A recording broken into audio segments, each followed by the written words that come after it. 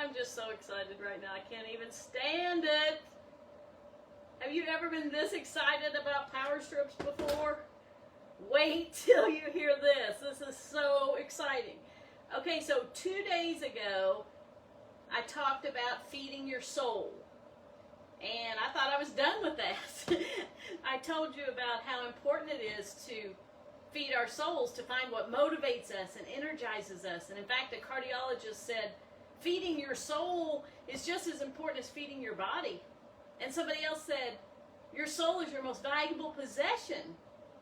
And we talked about how it gets put at the bottom of the list, though, because we're so busy that we forget to feed our soul.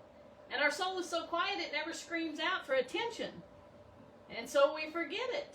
And sometimes we don't even know we neglect our soul until we discover we're grumpy and irritable, and we're distracted and we're disconnected. And then we know our soul has been malnourished. Okay, so the point that day I told you to identify the source of your strength, the source of your energy, the source of your motivation. And that's what you needed to feed your soul. And that was the whole point. Identify the source. I thought I was finished with it. Until today. And then one of you motivated me for this message. Your inspiration. I just happened to be talking to one of the viewers, Vaughn, this morning. And Vaughn said something to me about me being plugged in. Well, I don't even know what she was talking about. I don't even know the context in which she said it. I don't even know if it was a compliment or not. But she said I was plugged in, and my mind went straight to this. Oh my goodness. We had to go to step 2 to feed our souls. Yes, it was important to identify the source and what motivates you and what energizes you and what excites you. But it does no good for us just to identify it. It would be like saying, okay, here's the source.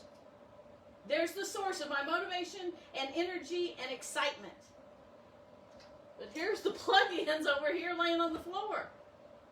You're not getting anything from the source. And so when she said I was plugged in, I don't even know what she was talking about. But I went straight to this and I thought, your source, we have to plug in now, so there is a part 2. We identify what makes us happy, what gets us through the day. We identify what gives us motivation and excitement and energy to do everything we need to do in a day. But it does us no good unless we plug in. And then once we're plugged in, it's important to stay plugged in, or we're going to find ourselves malnourished again. And things will try to creep in, okay? They will start coming in. There's, work, and we probably have family, and we have errands to run, people to feed, laundry to do. Maybe, if I get it the right way. And then something else is waiting in line. And it wants you to unplug.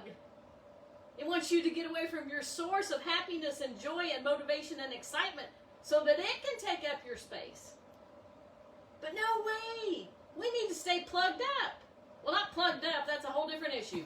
We need to stay plugged in, okay? So stay plugged into your source. Whatever motivates you and excites you, plug in and stay plugged in. Have an amazing weekend, and I'll see you on Monday.